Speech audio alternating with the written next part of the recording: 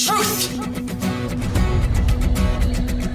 You can't handle the truth. Welcome to Drop Me Off in Nashville with Sabastian Roberts and Scott Hugo. Welcome to the little show that could, and in fact, it still does.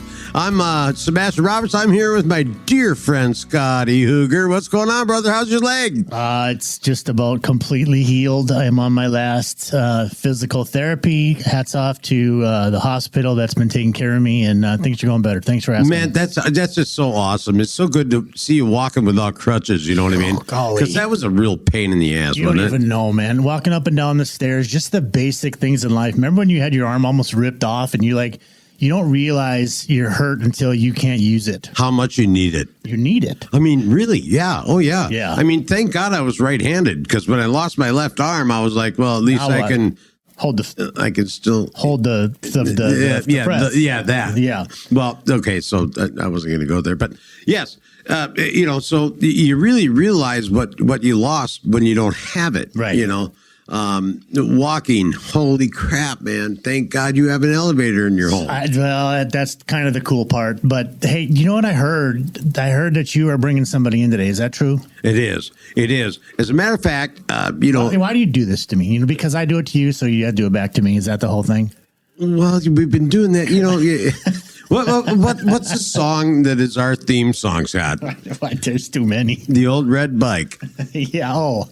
With Earl Thomas Conley and Keith Whitley. Yeah, I mean, it's kind of what we do, right? Kind of what we do. Well, I'm excited. I'm excited to see who comes in today. You always have the coolest guest. He's here. You just can't see him yet. Well, get him in here. Well, just hang on a second. Let me give you a backstory, y'all. Listen, we talked about in a few episodes back, a few weeks back, we talked about co-branding, right? So it was all about, who you know and teaming up with people, right? And how you handle those relationships. And so how you handle those relationships. And so what we did was, we met, Mark Maynard, our producer and engineer. And oh my God, what a wonderful blessing that was. And then we started talking about writer's block. Writer's block. Okay. And we're going to get into that in just a minute. Okay. Writer's block. So I kind of think I know who's coming. Yeah.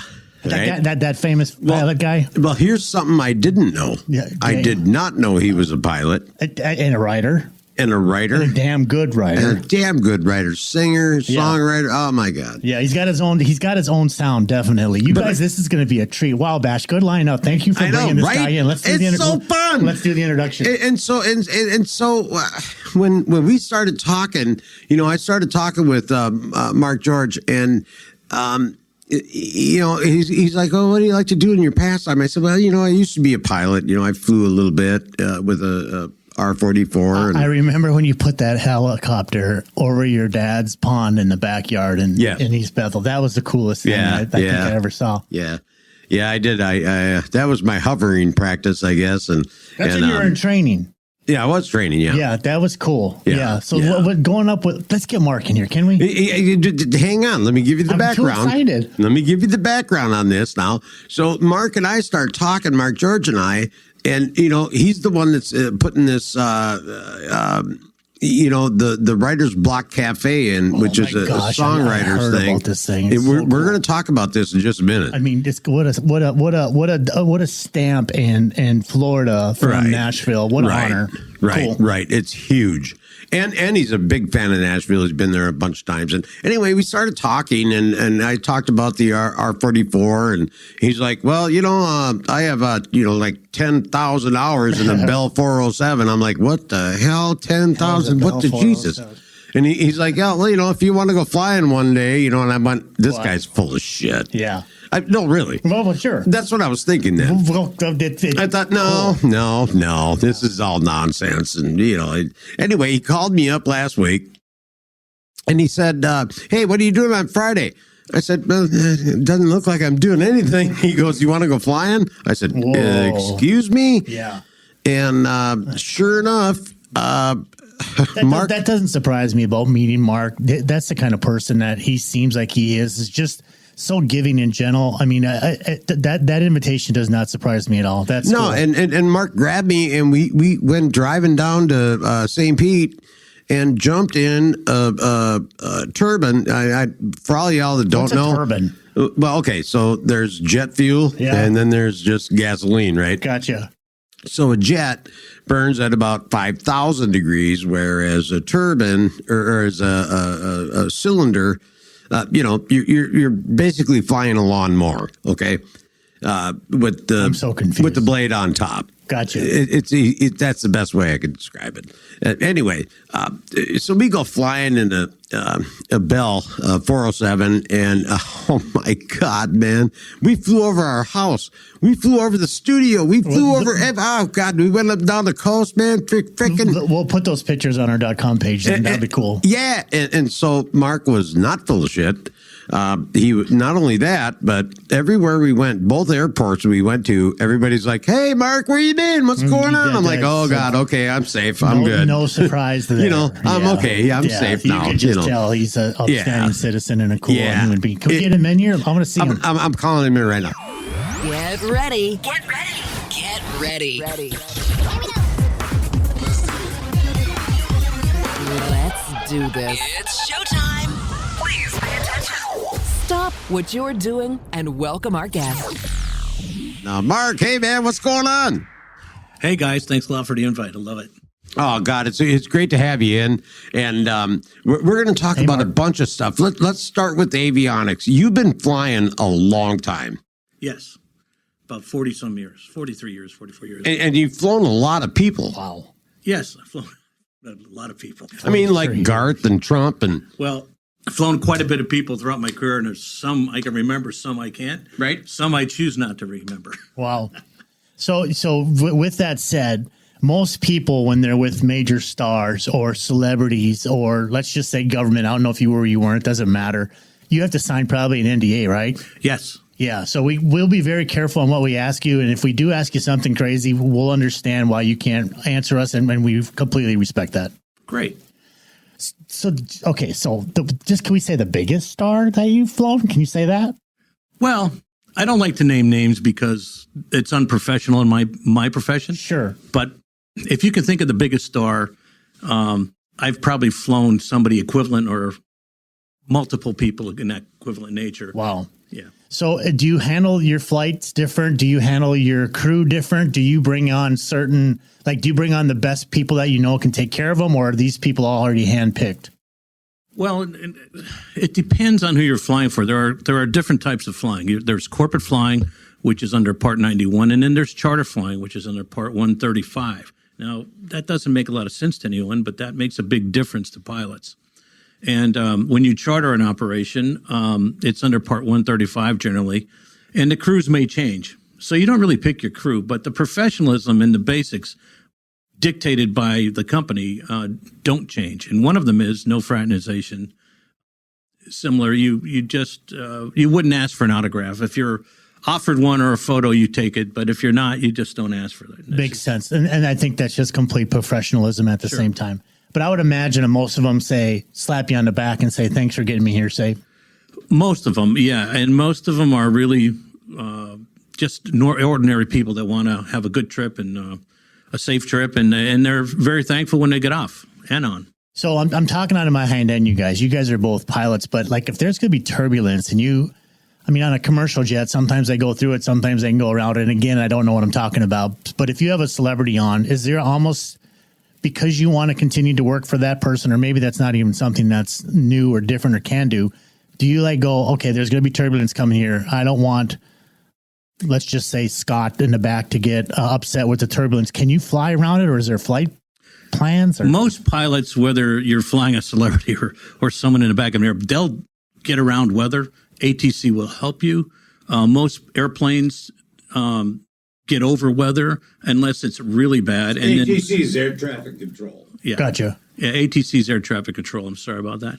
And also, pilots want to give the person in the back the most comfortable ride. However, all of you people that are afraid of flying, and I hate to tell you this, It's on you. it is not the weather you have to worry about. It is not the pilot up front you have to worry about. It's those damn iPhones and iPads you carry. No kidding. Every one of them is a potential bomb because they can have a runaway thermal issue, and that happens in flight. Matter of fact, most airplanes have Kevlar bags that can, a runaway item like that can be put into to suppress it so it doesn't take the airplane down. That's one of the reasons they don't allow any of that stuff in your baggage. So stop worrying about the weather and reduce the number of electronic instruments you take. So when they say put it in airplane mode, why aren't they saying shut it off? Because people just won't do it? Whether a phone's off or on or an iPad's off or on, it can still have thermal runaway. If you notice, some of the airplanes now, they even have connections. And matter of fact, airplanes, we all navigate with iPads now. We no longer carry charts. So there's a necessary use for those things. And obviously everybody has one. And the airplanes are built around that, and so are the safety precautions and safety procedures. But you're much more likely with 200 people on an airplane to have something happen with somebody's phone than you are getting into bad weather. So when you say there's like a bag, you guys, is that like, so let's say I'm sitting here and my phone catches on fire. What do I do? First thing you do is get a flight attendant or somebody. Start screaming, get attention. Well, and hopefully it's not on fire. Hopefully they can put it into a sink or something. What does it do? Like get really hot? Yes, it'll start getting hot, and it can actually burst into flames. Oh my gosh, I didn't know that. Yeah, well, so now you have a fire on board. Oh yeah, commercial. I want to fly to Nashville right now. Yeah. Well, and this is, I don't want to scare people, but this is no, I don't think you are. I think you're being just really. It's funny that you said don't worry about the pilot, don't worry about the weather, don't worry about turbulence, worry about the thing in your hand. Well, worry about the thing in your hand. Let me tell you something, and most pilots out there, I'm sure, will agree with this, but nobody gets into the left seat, which is the captain's chair, in an airplane, in an airliner in the United States, unless you're highly qualified and highly checked out. And most airplanes have a crew now. They have a first officer that is also highly checked out in that aircraft and is capable of flying that airplane himself or herself. But the biggest thing is that people don't realize how important the flight attendants are in the back. They are extremely highly trained, and that's why you need to follow their directions, because they understand the idiosyncrasies of everything that can go wrong in an airplane. If we told everybody that, everybody would be terribly frightened. Sure. You know, the thing about it is some of these people are just assholes, right, Bash? I mean, shut your mouth and sit there and get home. Right. I don't care about what your problem is or what hat somebody's got on. Yeah, but you know, here's the thing. Shut up and let's go. Every time I get on an aircraft, there's somebody that thinks that their world is more important than anybody else on the frickin' airplane. Right. And now you've got, and I hate to say it, but generally it's females. I'm sorry, guys, but that's what's up. Something's bothering them. They're crabby. I don't really care personally what the issue is, but generally that's what's up. And or they have a 2-month-old screaming child on the freaking plane, and they're all on their cell phones and they're not paying attention to the kid. So yeah, commercial flight, not so much. But when I went flying with Mark, that was about the coolest thing I ever did, Scotty. We flew over our house, we flew over our beach. It was absolutely fantastic, and that's cool. That's kind of the background to where I want to go from here. So, how we met Mark George was because our studio is literally 20 feet. 20 feet. It's 20 feet from a writer's cafe, a writer's block cafe. What are you going to call it, Mark? Do you have an official name? Well, the official name is and I'm working in conjunction with somebody in the city. We'd like to change the street to Writer's Block Way. Cool. And cool. So we're going to have Writer's Block stage at the Writer's Block Way Chupacabra Cafe. Okay. So explain Chupacabra to the folks. Well, because there's a story behind this, right, sir? Yeah, there's a story behind that. A Chupacabra is a mythical creature from South America. And I have a couple of beautiful cane corsos, and One of them is very large and it's a very unique looking dog. And one time I was out in my boat here, and one person said, "Hey, what kind of dog is that?" And I said, "Oh, that's not a dog. That's a chupacabra."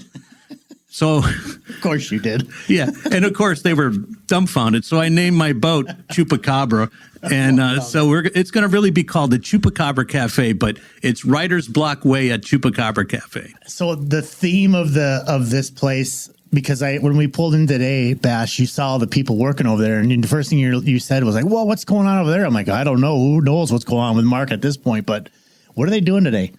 Today they're putting in a slab in Florida. We don't have cellars, so it's an outdoor freezer/cooler, so you could keep it. Because there's one thing I learned in Nashville, and I've been to all the songwriting venues in Nashville, and I have lots of friends there.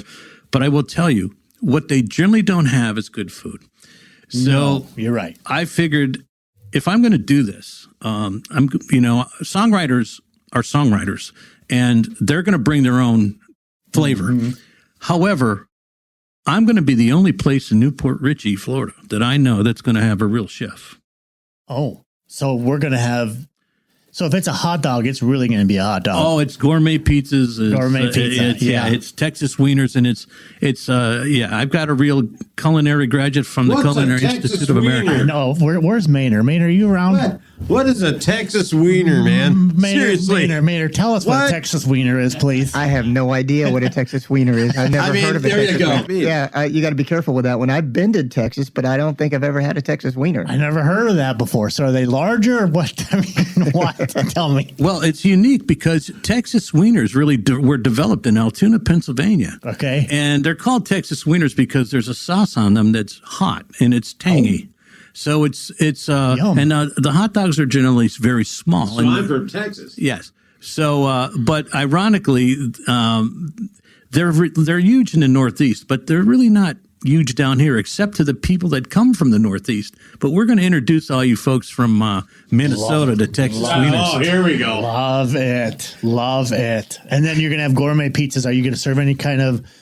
Is it going to be tea? Is it going to be water, of course? And then it's going to be alcohol? Beer and wine, yes. Beer and wine, so you got a license for that. Are you going up to try to get a liquor license, or are you just going to settle? No, I don't blame you. No, just beer and wine. Perfect. And, it's just for someone to come. Remember, this is a place you come to listen to songwriters. Yeah. And so enjoy good food. And one will complement the other, hopefully. So in Newport Richey, I remember you telling me about this about a month or so ago, that there's these house parties where a lot of famous people go and they would play or visit and hang out. Is that still a thing? It's not just Newport Richey. It's all of Tampa. There's many people that have songwriters. They alternate homes, and they have songwriters come in and do their version of songwriting if they happen to like a particular songwriter. That's become very popular. And that's one of the reasons I wanted to do the Songwriters Cafe, because so you could tap into that market. Yeah, I can tap into that market. But being a songwriter and myself, there's not a lot of places for songwriters to do their songs, because in Florida, in Nashville, there's plenty, but not here. Right. So let's dive into that just a little bit. So when you're talking about Writer's Block Cafe, this is a place for artists to come and showcase their talent right next door to the studio where Scotty and I record. So theoretically, right, well, you could, come up with a song right next door to the studio we're recording in right now, and come right over to the studio, get it cut, a rough cut with Mark Maynard, right, and then put it on a stage right back at the Songwriters Cafe. Is that correct? That's correct, and you can actually it's kind of an interactive thing, and it's unique even to Nashville. Nashville doesn't do this. No, Mark, how would you handle something like that? I mean, Maynard, what would you do if somebody came knocking on the door? You plan on being open or leaving your cards over there and saying, "Hey, listen, the studio's open over there. You want to go cut a demo?" I mean, how are you guys gonna put this together? Well, I'm glad you asked. Actually, I just got some software that basically what I'm going to do is I'm going to give Mark some rate cards and flyers that he can have over there. Smart. I mean, if I'm not booked and someone happens to walk over and wants to go, that's great. But as you know, it doesn't always work that way. So I'm going to have on, they can go on their phone or they can go online and they'll be able to log into this software, and it'll show availability times, and they can book everything, do everything right there, and set it up. So let's say two guys, let's just use Sabastian and I as an example. We meet over at Writer's Block and we go, hey man, I've been working on this tune, and Bash goes, that can help you finish that. And him and I go, okay, we got this. Let's grab a guitar and go over to Maynard's studio 20 feet away, and let's put a guitar vocal down on this thing. Is that something that can happen? Yeah, that could happen. And, we could even do like what we call a click track to it if they want later to have some other, musicians come in and add some drums and bass and that kind of thing. That's cool. That's what I always recommend, because people come in and they go, no, I don't want to do a click track. I'm just going to do my guitar, my voice. And then they always come back later. Hey, can we add bass or how about drums on this? And now we've got a problem with timing. Right. So I try to convince them, just do it. If you don't need it, that's great. But at least you have the ability to do it. Smart, good direction. That's a good producer, absolutely. Good engineer. But we're going to have it all right here. And as a matter of fact, Mark George and I have been talking, with Scotty as well, and Mark Maynard, and this city here is going to be developing pretty rapidly, right? I think so too. So, we also have a very large venue to showcase artists. So I think that's something coming in the future. Yeah, Mark, you think? Well, when I first showed up, and it took me 3 years to get a permit, the city really didn't understand what I was doing until one person on the board said, "Oh, I've been to the Bluebird." And I said, That's it. That's exactly what I'm trying to do here, only on a little interactive scale where it's a little different than Nashville, which would include the city, since you have a beautiful park with this huge stage in it. And matter of fact, I had a meeting last night with one of the council members, and they're all for it. And of course, with you guys showing up with Drop Me Off in Nashville, who knows who you can drop off from Newport Richie in Nashville. Right. So Bluebird Cafe, you guys, just so you don't know, it's one of the most popular places in Nashville for a songwriter. Yeah, it's huge. You almost have to, I'm pretty sure you have to go on Ticketmaster just to get tickets now. They're tired of fooling with the public. Are they really? It's because it's got so big. Garth was signed out of there. Taylor Swift was signed out of there. Probably many, many more. But just so you know, the Bluebird Cafe is the place to go. It's such a unique place. You guys, when you go in there, you can't talk. It's a very well-respected small room for the songwriter. That you're there to listen, not to run your mouth. And it's an honor to the craft of the songwriter. And it's the Bluebird Cafe. Can't say enough. If you're ever going to go to Nashville, definitely go to the Bluebird, right? Well, guys? I was there. You've been there, Bash? Yeah. Oh, yeah, yeah. With you, of course. Cool place. Mark, have you played there? No, I have not played. I've played the filming station, Verlin Thompson's venue. Nice. The Bluebird, I could probably play there if I wanted to wait. I have actually been invited there, and I just couldn't make it.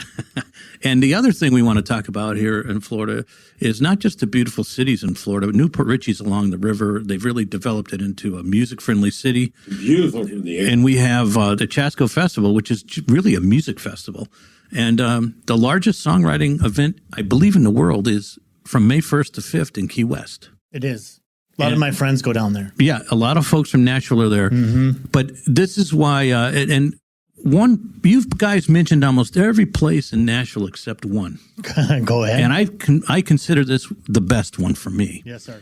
The Station Inn. Oh, Jesus. Oh, yeah. The Station Inn. Yeah, Vince Gill plays there, I think, every Sunday or Monday. Yeah, you don't know who's going to walk in there. It's a $10 cover. Yeah. And the best of the best. And that's kind of... Remember that building, Mark, how old it looked? I mean, you would never believe how wonderful inside there is. No, and it sits down there in the gulch, and everybody... White brick, old brick, like it's falling apart. And people are waiting outside for the door to open at 7. It's great. Can't wait to get in there. This is kind of how... I haven't done a lot of flights to Nashville. I spent a lot of time there, and I got to know the owner a little bit, and I was telling him what I wanted to do here. And he said, well, just remember...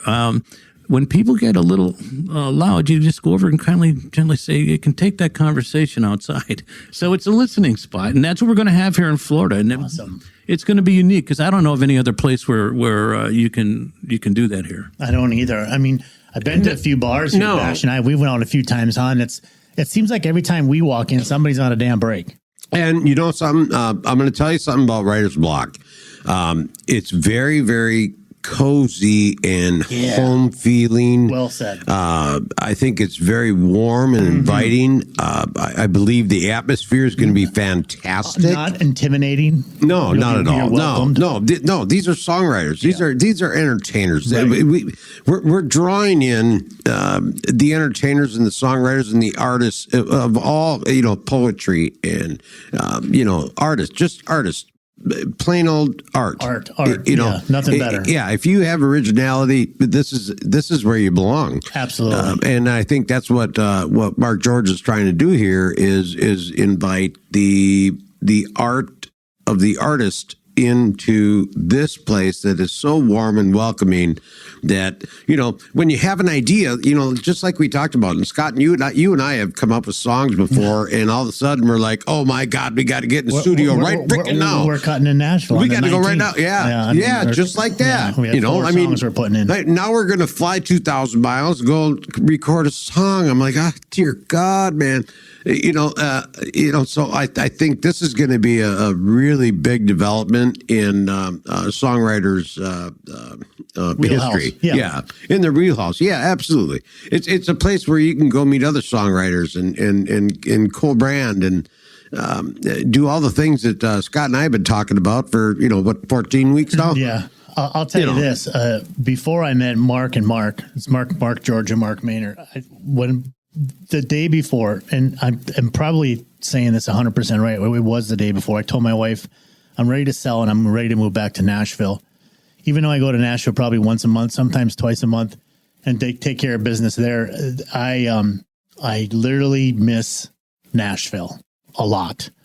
And when I found out that Mark George and Mark Maynard had what they had going on here, I finally felt like there was a piece of the puzzle of me that was missing to live in Florida full time. You said that. And I finally feel like now I also have a home, and also I can probably, with my music company, and help people that I feel that are talented. I could take them to the level they want to get to. And having these guys have this here, it kind of put another piece of the puzzle back together for me, I guess. Yeah, you said that, when we first started this, when you made that phone call across the street. Like I said, none of this would have happened had you not made the phone call to Mark Maynard that one day when you said, hey, there's a studio right across the highway. And I went, are you freaking kidding me? But can you believe it went from that to this? I mean, it's exciting, really exciting. To a lot of things. For sure. Hey, let's take a break. We'll be right back.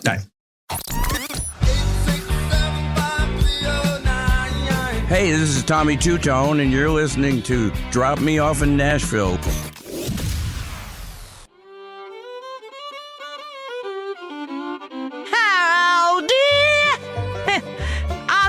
You here though? There's these 2 fellas running all over Nashville causing a ruckus. I think their names are Sabastian and Scott. They kind of cute though. Yeah, this morning, you guys, I went to First Watch. I love First Watch. Yeah, that is freaking incredible food. We're back, guys. So listen, I don't know if you guys heard that. I go to First Watch with my wife just about every single day. I absolutely love the place. You get get breakfast. The bacon. The $1 million bacon. Oh, Mark, you go to First Watch, right? I do. You got any stories in there about First Watch? I mean, because that place is like so unique and delicious. It is very unique. And let me tell you, I do have a great story. It's funny you've brought that up. First, I go there a lot myself, because everything's so fresh. And but I had recorded a song in Nashville about the most decorated Marine in both Gulf Wars, who retired and after 21 years had a cushy job in Washington, couldn't take it, became a mercenary, and unfortunately, last October he was killed in Ukraine. Rest in peace, sir. Thank you for your service. So I went to school with his mom and his dad, and the song had been in the works. So anyway, I recorded this song in Nashville, and Beth Nielsen was kind enough. Where'd you record at? Ocean Way Studios. Oh, that's beautiful. Yeah, beautiful. And Don Henry accompanied me on the guitar, and Beth Nielsen Chapman did the background vocals. She was fantastic, kind. Yeah, she was very kind. Anyway, I came back, and I'm playing that on I forgot my headsets, and I'm in First Watch, and I'm playing it on my iPad real low, and the girl that was waiting on me, her name is Liz Fitzgerald. A wonderful person, great personality. She says, oh, my God. And I didn't know her at this time, but she said, who plays that song? It sounds really cool. And I said, well, it's my song. It's your song. She said, yeah, are you a songwriter? I said, well, yeah. I said, I just recorded this in Nashville. And she's like, oh my God. She said, I write all the time. And she said, she goes, I just write. And she goes, I don't even tell my husband. She goes, I'm kind of, Aww. And I said to her, and this is a woman that loves her family and her husband. All she talks Sure. loves her family. But she's scared to keep her craft or Right. show her craft. That's right. All, yeah. She said she didn't want anybody to know because writing's very personal. Sure. So by the end of that time I'm having breakfast, 20, 30 minutes, she comes by with her phone and she shows me what she writes. And she's written on her note in her phone pages and pages. And I'm looking. Kidding me? No. And what's her name? Liz Fitzgerald. Is she still there? Yeah. Because I go there every day. What does she look like? She always has her hair up, dark hair, always bouncing around, real happy. Pretty face? Oh, yeah, they're all pretty up there. Yeah, they're all pretty up there. But there's, I think I know who you're talking about, but her name is Liz. Liz, that's her. Tell her, yeah. I'm gonna. Because they all know me now. Well, listen, I'm going to give you a little more info on this. You're going to really love this. Why you don't want to go back to Nashville? Because I had spent a lot of money on this building, and I wanted an older building like Nashville. And Newport Richie at that time, they gave me such a hard time getting a permit. I remember you telling me that. And I was going to quit. I just said, you know what? These people are no quitting you. No, ain't no quitting me. That's the problem. And so Liz said to me, when she showed me, I said, do you realize this? That there's a great song in here. Turns out Liz is from a small town in Maine on the Canadian border. She grew up on a farm. She lost the farm. And she said, I was just home to see my parents and my brothers. And she said, I love those misty Maine mornings. So jeez. I took her lyrics. Wonderful. I took her lyrics and I wrote a song out of that called Misty Maine Mornings. And it's Beautiful. her song. It's her lyrics and my composition. And I am going to record it. And when I do, she's going to get credit for it. But the song is fantastic, I think. I'm telling you this. I came up with this theory that's working. I use John Albany in Nashville. It's a private home. We recorded Sabastian and Lori Morgan's duet there. The Skinner guys record there.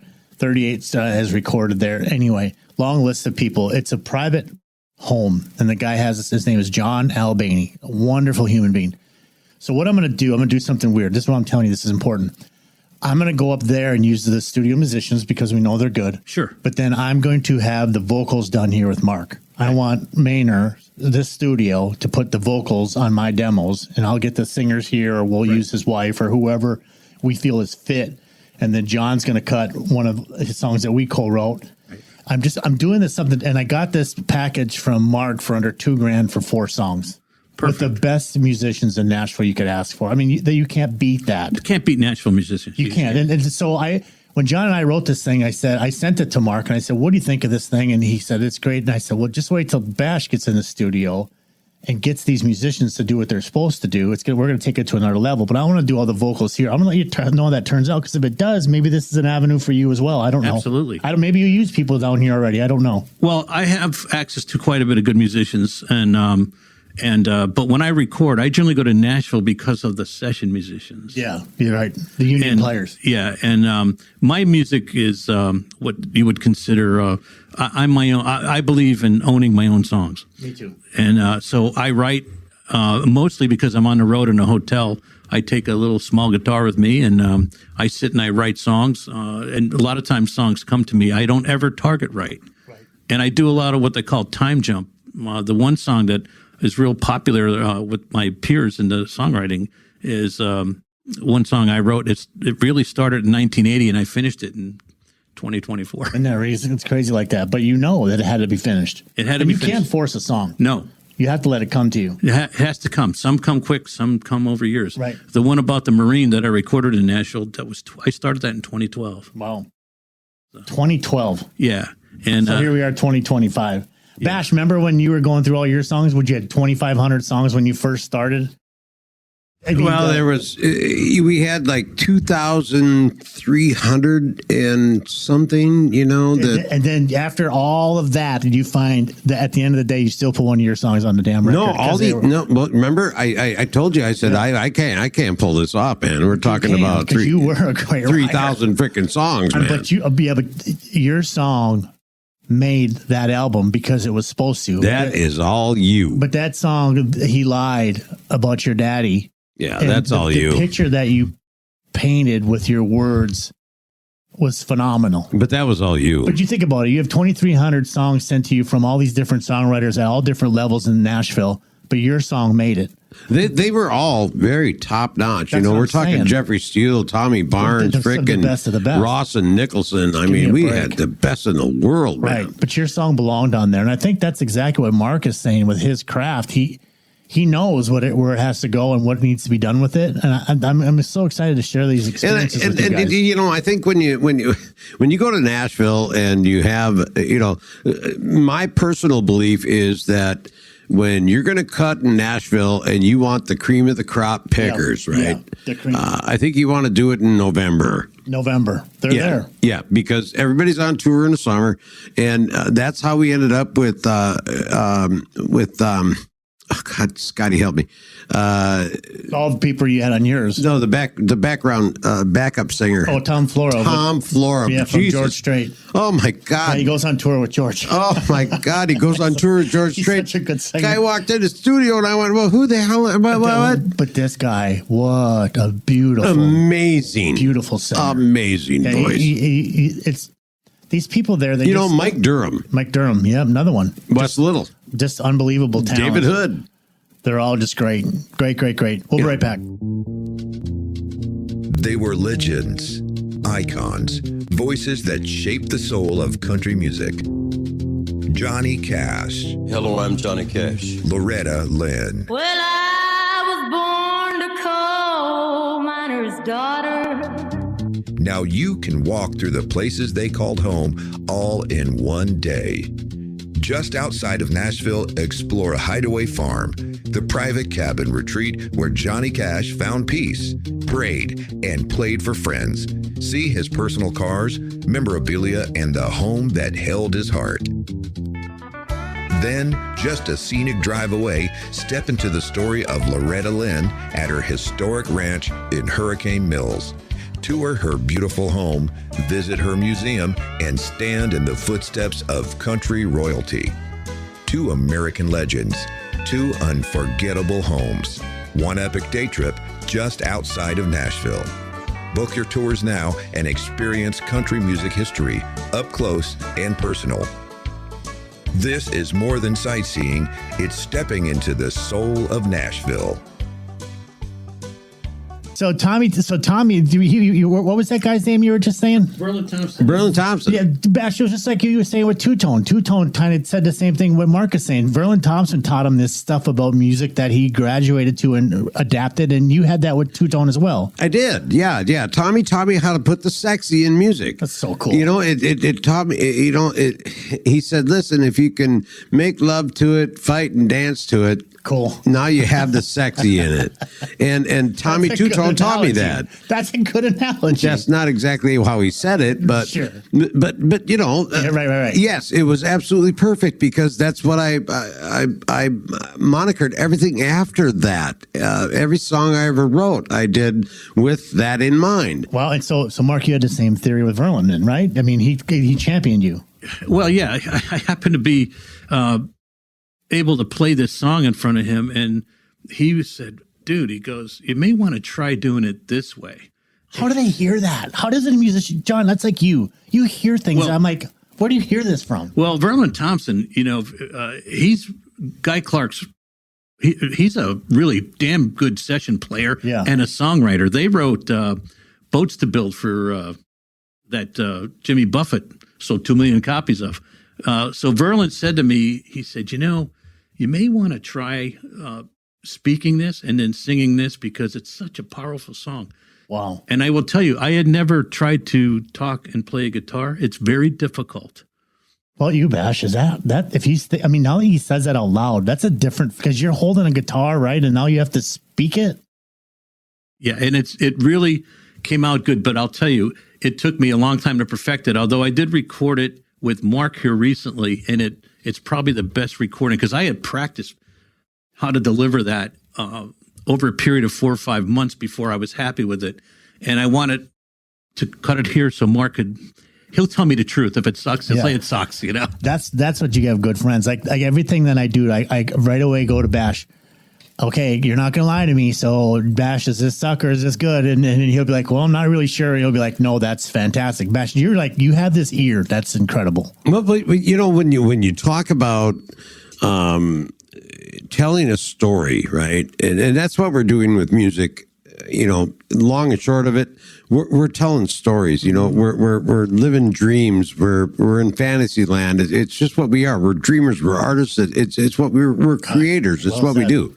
So when you're going to talk through a song, you're basically narrating a story. So I don't find it very hard.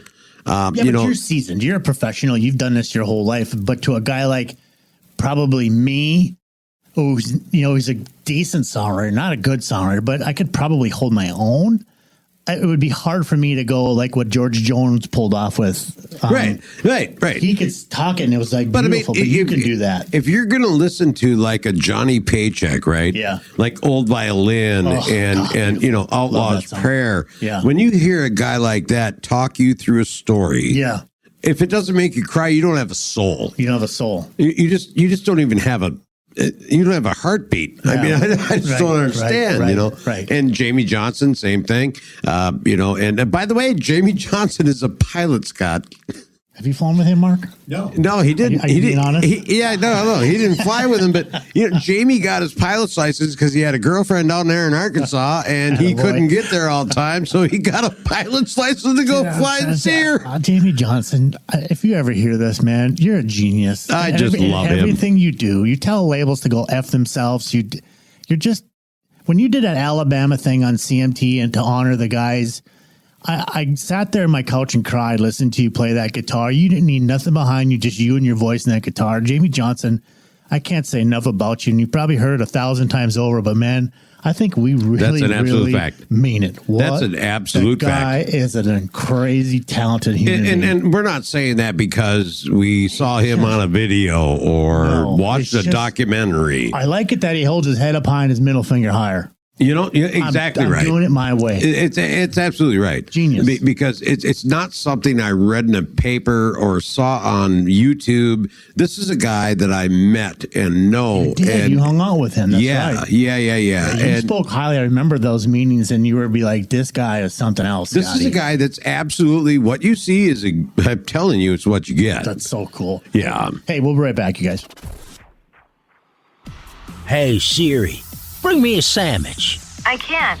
I am not a human, you moron. Oh, well then what's the best podcast she can play me? Now playing Drop Me Off in Nashville.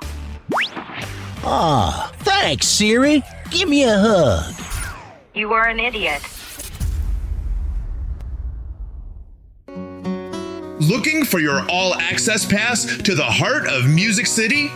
Whether you're an artist, songwriter, or just a fan of real-deal country music, the Nashville Music Guide has you covered. Discover who's rising, who's playing, and what's really happening behind the scenes.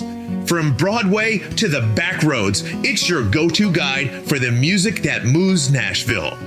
Find it in print, online, and everywhere music lives. Nashville Music Guide, where legends and locals meet.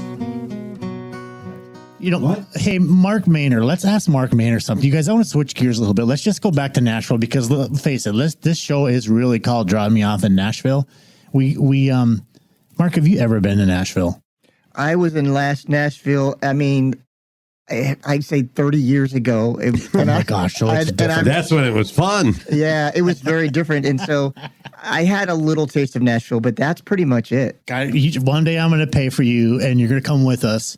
And you have to just come and experience when Bash and I go up there what Nashville is all about. Maybe we could do it a thing. Maybe Mark, George, you could come with us too. I mean, the four of us could go and. I'm trying to get you guys to do it in the middle of October. Hey man, you too scared to get in a helicopter and fly there? I am. Yes, I'll be the first to raise my hand. I'm scared.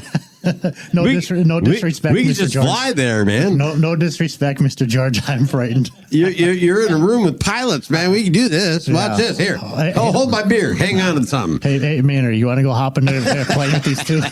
Yeah. Not Absolutely. me. I'll meet you there on Southwest. No disrespect. We'll take the RV. Thank you, sir. No, okay. So let's talk about Nashville a bit. So Maynard, we're going to bring you to Nashville. We got to get you caught up. It's a city that you cannot explain, right? You guys, when I tell people, you say you have to go there and see it. Yes. I can't explain it to you. Well, we got a meeting in the middle of October. I want to get you guys to go up there, and we can do some stuff while we're up there. We will do that because we're cutting 4 tracks in September, 4 in October, and 4 in November. So we could work around those dates for sure, right, Bash? Yeah. Perfect. Okay. Perfect. Yeah. Okay. So let's talk about Nashville. John, first time you got to Nashville, you pulled into town. We were going to record. We pulled down to Broadway. What was your reaction? Oh, dear God. You know, it was kind of an overload because, Scotty, when I got there, you already had been there, right? Yeah, so you had a layout of the land and knew where to go. Where to park. I didn't know what to do, and so we went to Roberts first, and go to Roberts, and we had a Roberts West. I'll never forget this, man. For $10, it was a hamburger, French fries, a whole basket, and a beer in a basket for $10, and it was delicious. Now it's about $100. And there's this older gentleman up on the stage with him, and just this he's passed away, and I wish I knew his name. Oh, did he die? And I would love to give him honors because I think he had a long pedigree, and shame on me for not knowing, but I'll look it up and tell you next week. But did that guy sat up there and played, and his wife? I can tell you right now, he did the Heinz ketchup commercial. That's remember? What it was. That's what it was. And his wife was there every time, sitting in the corner watching him. He sing. also did the one, here's to good friends, tonight's kind of special. I don't remember. Remember that? I remember the ketchup thing, but I don't remember that one. Here's to good friends, but anyway, tonight's kind of special. So we went in there and I said, yeah, let's grab lunch. And then we went to Tootsie's. We went to the stage after that. And then we went to like the wheel. You took me all over Broadway that day, and I was so full in my brain, I just wanted to dump it out of my ear. But the thing about it is, every neon sign has its own story in Nashville. True. You could walk into a blues bar, a country bar, a pop bar. You don't a rock bar. You don't know what you're going to walk into. No. And they all have their own flavor. Is that the best way to say it? Well, you know, I mean, definitely they have their own history, right? So, like when you go to the Hard Rock at the end of Broadway, right? Yeah, that's a whole different ball game than like a commercial thing. And then you have all these bars that aren't commercial. You know, and you go to Legends, the corner. I love Legends Corner. That's a whole different thing. And Carl Black, he had a car dealership up there, and I remember after every award show, he would rent out Legends Corner. And the people that were playing would go to this private event in there, and they would get up and sing and blah blah. Anyway, all this stuff is running back in my head. You put so much in my head that day, and you know when you wanted me to come down to Nashville, I'm like, oh dear God, I don't. But in Minnesota, I hate to pick on Minnesota, and I'm sorry, y'all, but the music scene sucks. It's different. It just sucks. It's horrible. I'm not going to say it any other way. I'm spoiled because, like I mentioned earlier, even here in Newport Richie, you go into a bar, and I swear to Jesus, and I don't know why this is, but it seems like every time I walk in, they're on a break. In Nashville, every time nobody's on a break in Nashville. Yeah, you play 4 hours. And I walk in every time, any bar I go to. I finally say to my wife, "Can we please go?" And she's like, "Yeah, let's go tonight," and because it just gets too much. But we finally get to where we want to go, and you walk in and nobody's playing. Right.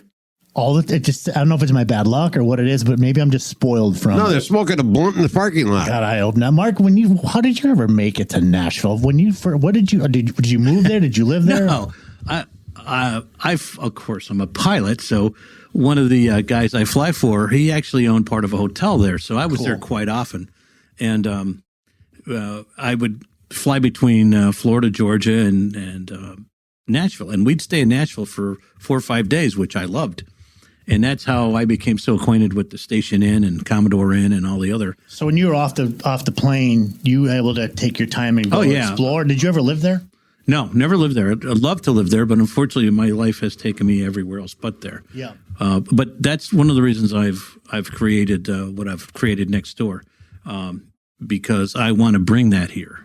It's really smart.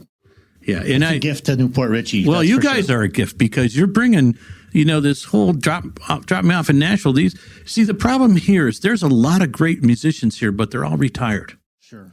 And I'm trying to cultivate the younger songwriters that are afraid to take the chance and do it. But now with Mark and myself here, and you guys coming along and our connections to Nashville with you and some of the folks we know up there. There's no reason people can't come in here, bare their soul, and write their stuff. But the one thing you have to do in my place, it has to be original. Excellent.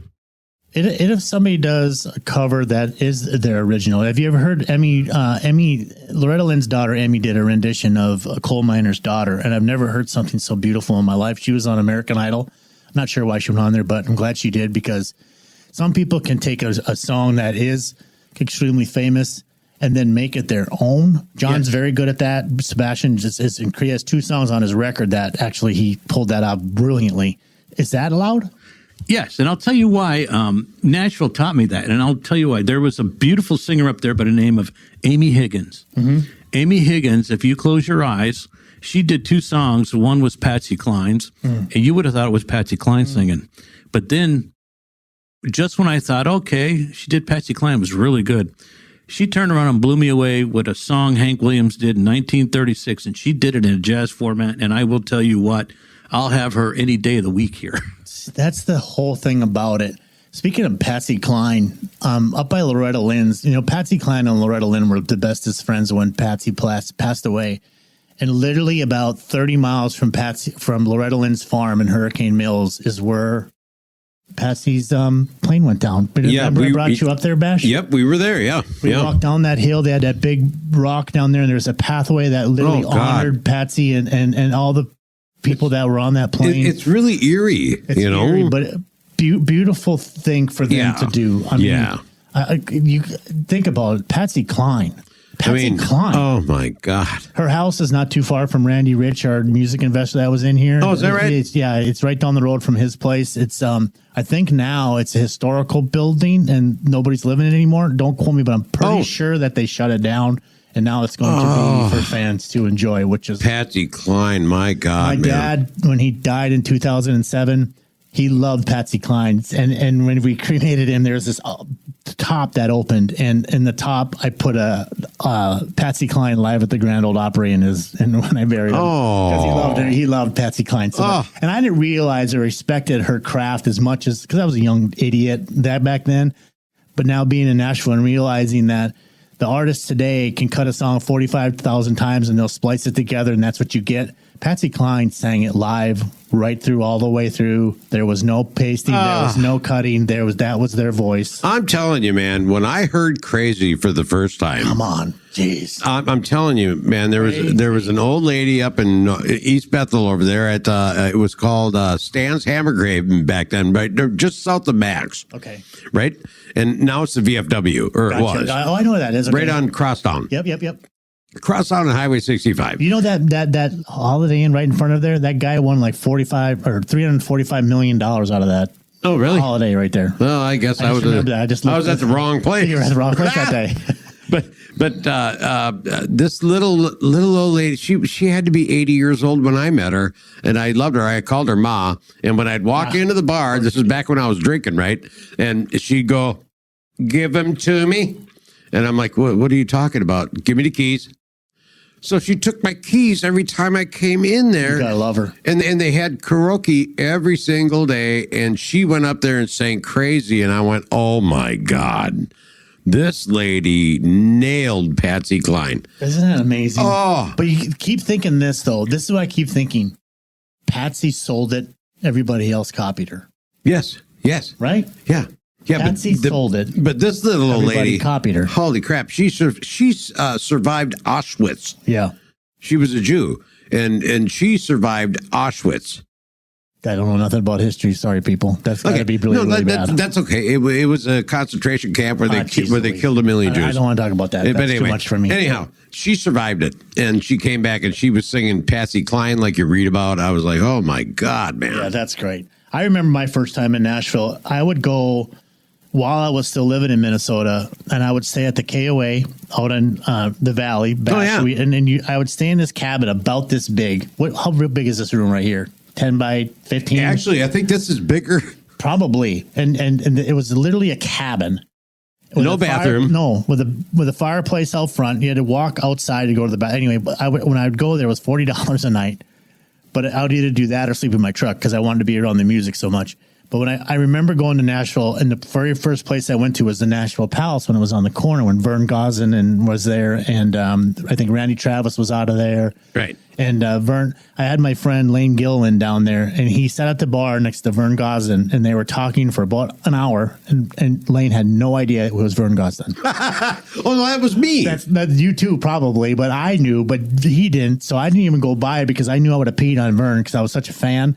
But I just let them two just sit there and talk, and I sat and played their bumper pool with the little stick. Oh, yeah. And afterwards I go, I finally looked up and I go, Lane, do you know who you're sitting next to right now? He's like, no. I said, that's Vern Gosdin. He's like, what? What does that mean? And the next thing you know, Vern's in the other room where the dinner tables and the 8-foot tables are, and Vern gets up and sings, and Lane just stood there in awe about this man who, Vern Gosdin. I mean, he sings like a canary, one of the most beautiful voices in the world. But he had no idea that he was sitting right there visiting. And him and Vern were like the bestest friends. So who was the guy when we were at Music City Bar? You and I were, and I went, oh, that guy could sing. And when he came over the table. Oh, that was Daryl Worley. Daryl Worley? Daryl Worley is singing, Worley Mark. is so I good. swear to God, man. He's so and good. he comes over to the table, and I went, look, man, you're pretty good. You know, I didn't know who he was. I had no idea who he was. I said, you know, you're pretty good right there. I said, I'll tell you what, I got a guy in town right now, and Scotty's my manager, and we'll handle all the. He goes, no, I'm just fine. And Scotty punched me in the shoulder. Scott goes, do you know who that is? I said, well, no. Why would I know who that is? That was such your great innocence about you, though, Bash. That's why you got where you got with who you got with, because your innocence and your kindness with people. Stupidity. I don't think it was. I think it was great what you did because it worked. But Daryl Worley, I owned every one of his records. I think he's one of the best talents in Nashville. Oh, God, he's good. He still goes to the Music City Bar every now and then, and people, he does his thing. Nobody bothers him. No. And I think that's why they like him. He's like 8 feet tall. But he's just, I love that about Nashville. They don't pee on people there. Yeah. They let them be when they need to be. Right, Mark? Have you read into that when you've been out? Have you seen celebrities and they don't do They don't crowd them. They let them do their thing. No, and I think, like I said, if you go to Station Inn, there's Vince Gill. The night I was there, Vince Gill's keyboard player walked in and played with another pretty famous guy there. And everybody and it's very close quarters, right? But everybody acts appropriately and everybody has a great time and the music's fantastic. But I will tell you, in the KOA campground, you know who used to play there every weekend? Who? Verlin Thompson and Billy Dean. Billy Dean lives down here now. Yeah, he lives. I sent him a note about 2 weeks ago, and I told you, and see if he would come down to come. No, not about the polish, to come down here and play at your place. Yeah. Yeah. He has my polish. He does? Yeah. Yeah. He's Billy Dean. He's another great one. Just phenomenal. I'm going to say something about that, too, right away. That polish? I'm telling you, man. What's the name of it? Doc Simmons Miracle Polish. Man. Now, you go on and on about this polish. Listen, Mark, out of all due respect, you created an amazing product, but I'm bashing tired of hearing about this damn polish. I'm telling you, man. Let me tell you something. The first time I used it was like 2-3 months ago, and I didn't change my air filter in my furnace for like a couple months. So I thought, well, it was getting dusty, and I thought, I'm going to do it again. And so I did. And what I did, I took a picture and I sent it to Mark George, and I went, look at this thing. And grand piano. Oh, yeah. And all my record awards on the wall are all upside down because you can see them like a freaking mirror. I mean, it's just amazingly beautiful, man. You've used that 2 times on there or once? Twice. Only 2 times. And you said it's like glass.